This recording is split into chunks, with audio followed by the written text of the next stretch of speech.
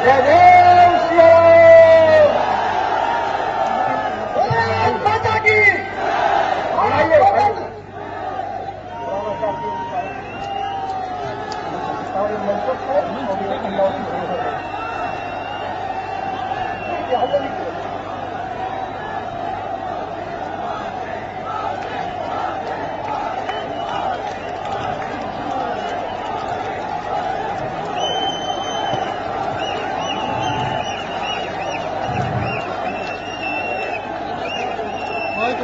नीचे उतरिए भैया, थोड़ा सा पीछे हटा भैया, दिक्कत हो रही कैमरे में। भारत माता की। मंच पर विराजमान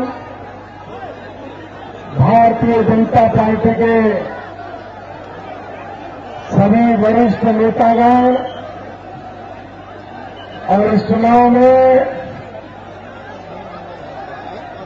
भारतीय जनता पार्टी के उम्मीदवार श्री साक्षी महाराज जी और यहां के विधानसभा के उपचुनाव के उम्मीदवार भाई पंकज गुप्ता जी और विशाल संख्या में जुटाए हुए भारत के भाग्य विधाता मेरे भाइयों और बहनों,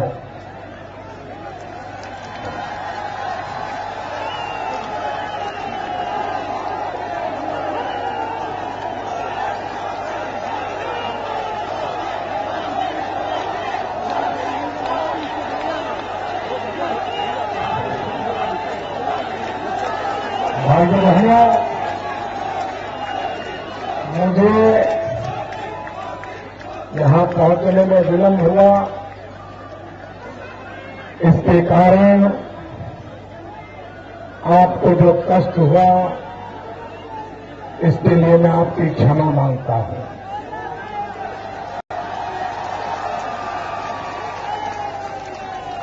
भाइयों बहनों, इतनी भयंकर गर्मी में आप जो तप कर रहे हैं, ये ताप में साइलेंट कर लीजिए, आप तप रहे हैं। साइलेंट कर लीजिए। मैं आपको विश्वास दिलाता हूं, मैं आपकी तपस्या बेकार नहीं जाने दूंगा।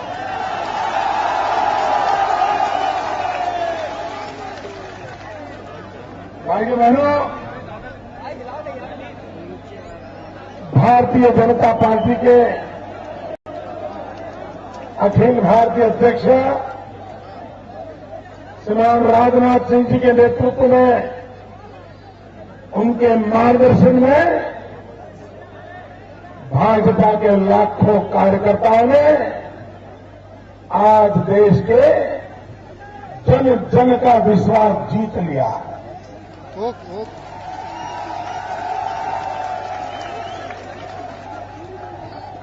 भाइयों बहनों, ये चुनाव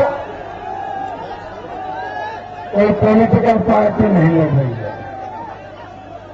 ये चुनाव कोई राजनेता नहीं लड़ रहे हैं। ये चुनाव कोई उम्मीदवार नहीं लड़ रहे हैं। ये देश का पहला चुनाव ऐसा है जो देश की जनता जनार्दन चुनाव लड़ रही है। और भाइयों बहनों, सामान्य तौर पे जो विरोधी दल के लोग होते हैं, वे मिल बैठ करके सोचते हैं कि सरकार को कैसे हटाएं, दिल्ली में बैठी हुई सरकार को निकालने के लिए कैसे रणनीति बनाएं, ये विपक्ष के लोग मिलकर के चर्चा करते हैं।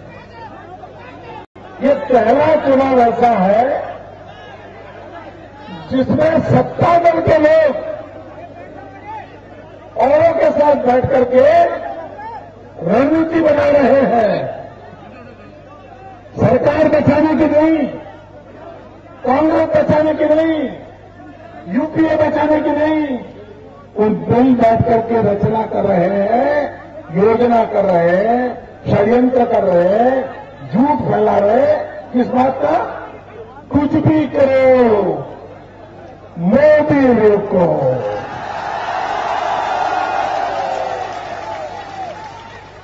दुनिया इधर से उधर हो जाए, मोदी रोको। रुपये लगाने पड़े लगाओ, मोदी रोको।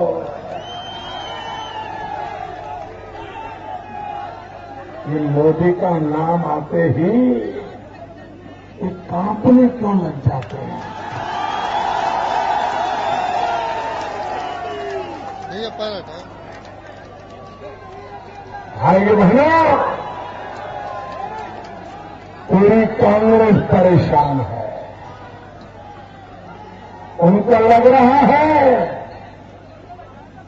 16 मई के बाद उनकी जगह कहां होगी, इसीलिए बेचारों की नींद हराम हो गई है। कुछ लोगों ने तो टिकटें निकलवा रखी है।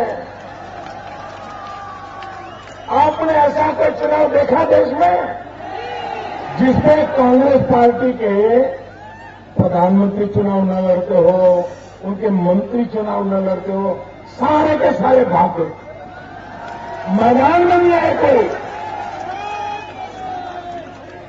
भाइयों बहनों,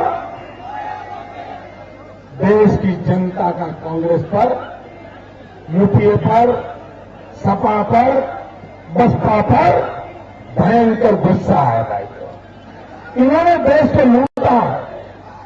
और ये आप गलती मत कीजिए, ये सपा, बसपा, कांग्रेस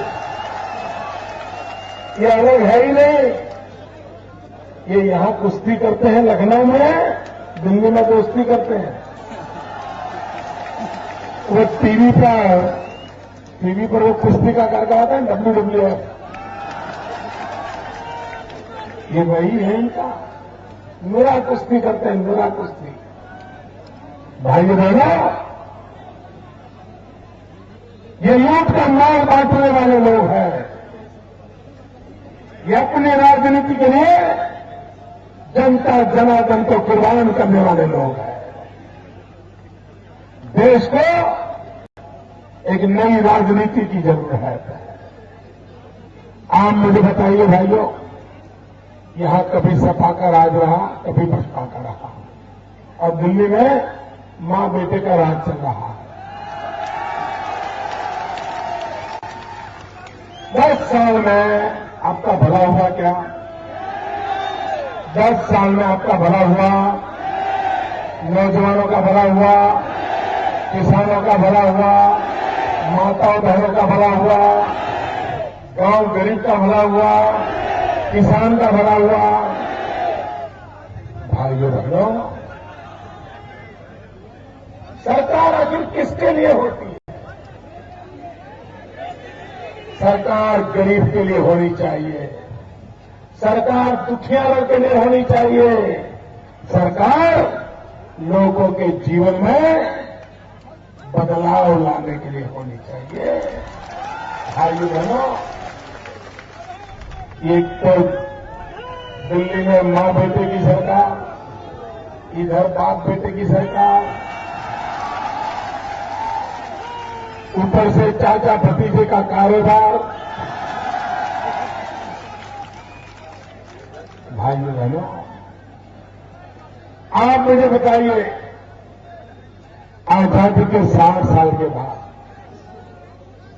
कुछ नहीं जैसे कि मान लिया कम से कम यहां के लोगों के घर में पानी का नल होना चाहिए था, नहीं होना चाहिए?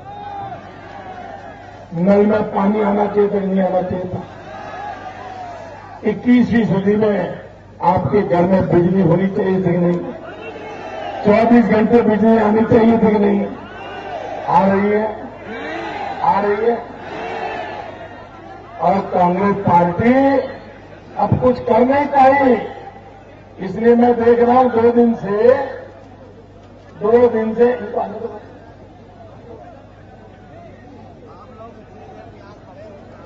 दो दिन से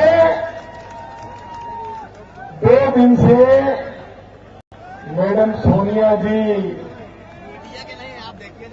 हे भगवान बचाओ, क्या हाल हो गया।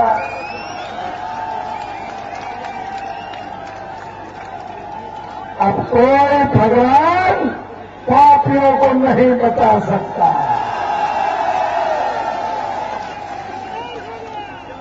और भगवान अब तुम्हारी सुनने वाला नहीं है।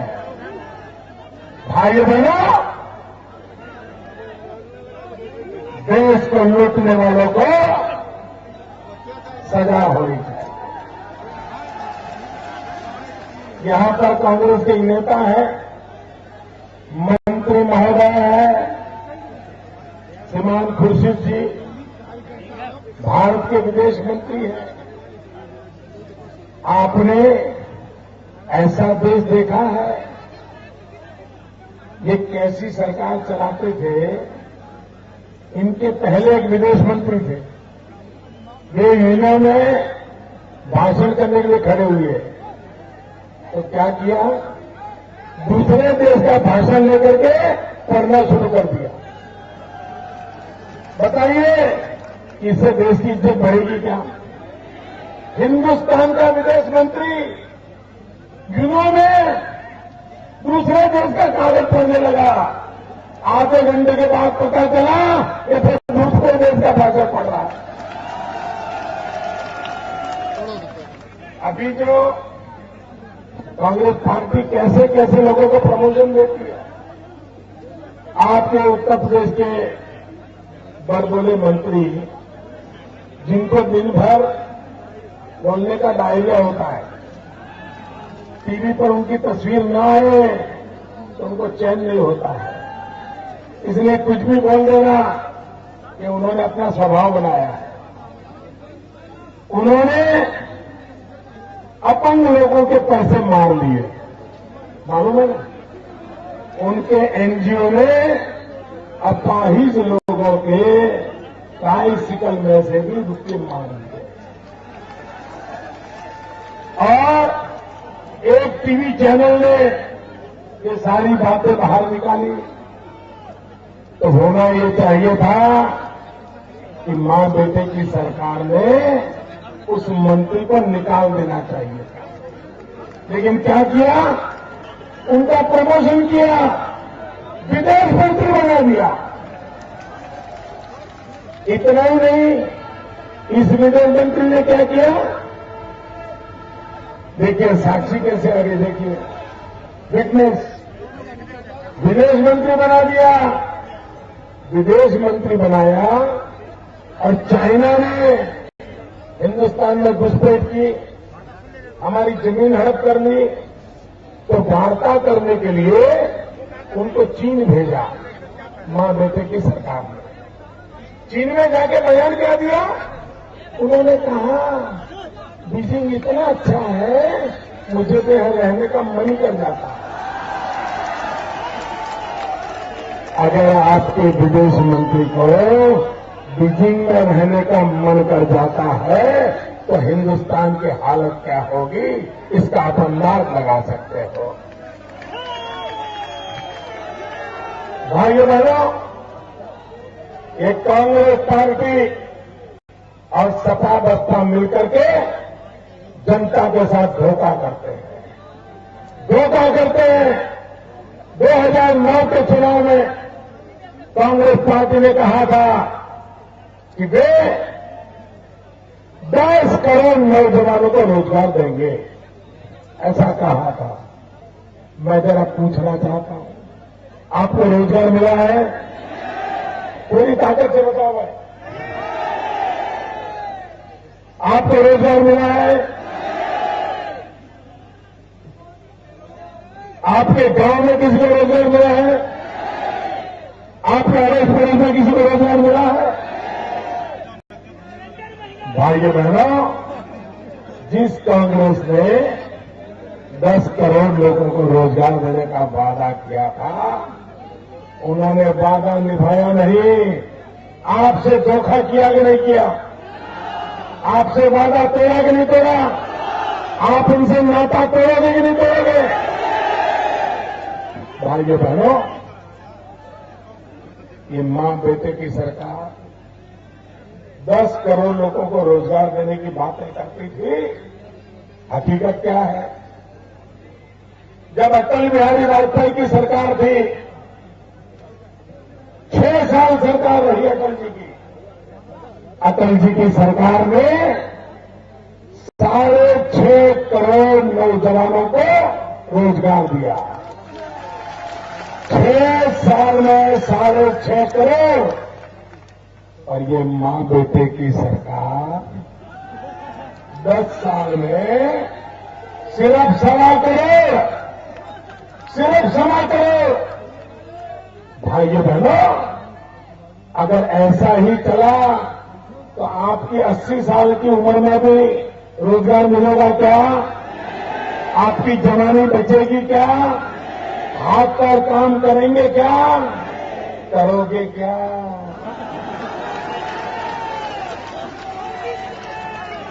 क्या इनके भरोसे जिंदगी छोड़ सकते हैं? भाइयों बहनों, ये राहुल भैया और सोनिया जी इन दिनों मां बेटे के बीच में स्पर्धा चल रही है। सोमवार को मां एक झूठ बोलती है तो मंगलवार को बेटा 2 झूठ बोलता है। तो बुधवार में मां 3 झूठ बोलती है। कौन ज्यादा झूठ बोले, कौन बड़ा झूठ बोले, इसकी स्पर्धा चल रही है। और झूठ बोलने की स्पर्धा में कहां पहुंचे? कल हमारे राहुल भैया गुजरात आए। आजकल उनको लगता है कि चुनाव देश का नहीं चल रहा है, गुजरात का चल रहा है। सुबह शाम गुजरात के गीत गाते हैं। जितनी गालियां डिक्शनरी में है वो मुझे भेज देते हैं। भाइयों बहनों, हमारे राहुल भैया बहुत दूर का देखते हैं, बहुत दूर का देखते हैं। उन्होंने गुजरात में आके कहा कि गुजरात में 27,000 करोड़ लोगों को रोजगार नहीं मिला है। कितने भाई? 27,000 करोड़। कितने? जरा बोलो। 27,000 करोड़ लोगों को रोजगार नहीं मिला है, ये मेरे राहुल भैया ने कहा। गुजरात की जनसंख्या है 6 करोड़। कितनी? हिंदुस्तान की जनसंख्या कितनी? 125 करोड़।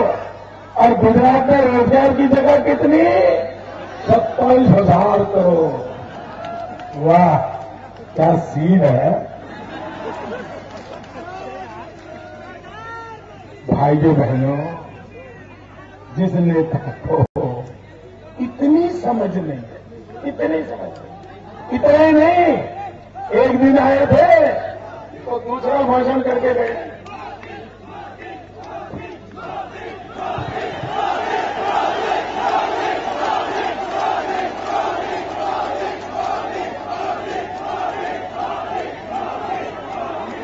एक हफ्ते पहले आए थे तो मजेदार भाषण किया। उन्होंने कहा गुजरात में 1 में से 2 बच्चे कुपोषण से पीड़ित है। कितना? 1 में से 2 बच्चे। भाइयों बहनों, मुझे चिंता सता रही है कि कहीं 16 मई के बाद वो कपिल शर्मा की सीरियल बंद न हो जाए। सिर्फ ये राहुल भैया के भाषणों की छोटी छोटी कैसेट बना करके अगर टीवी पर दिखाओगे तो पकड़ करके मनोरंजन मिलेगा आपको। ऐसी हंसी खुशी की शाम होगी, आपको आनंद आएगा। ऐसे लोग देश चलाएंगे क्या? इनके भरोसे देश दे सकते हैं क्या?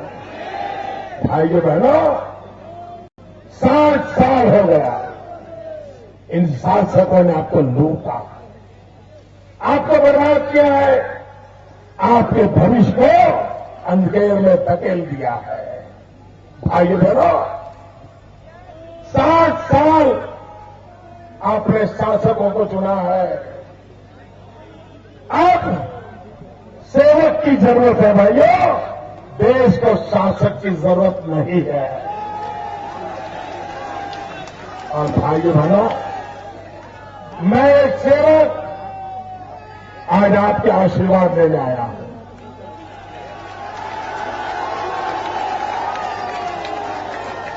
आपने 60 साल सेवक देखे, शासक देखे, आपने 60 साल शासक देखे, 60 महीने के लिए एक सेवक को देख दो भाई।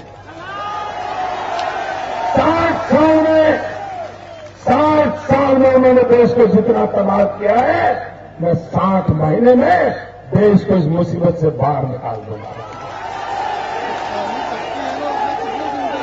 भाई बहनों, मुझे अवसर दीजिए, विधानसभा का चुनाव भी जिताइए, साथ जी महाराज को भी जिताइए, और उत्तर प्रदेश से सारे के सारे कमल भेजिए। अब उत्तर दिल्ली में मजबूत सरकार चाहिए, मजबूत सरकार चाहिए। 300 कमल भेजिए, आपके सपने पूरे करने का मैं इरादा लेकर आया हूं। भारत माता की, भारत माता की।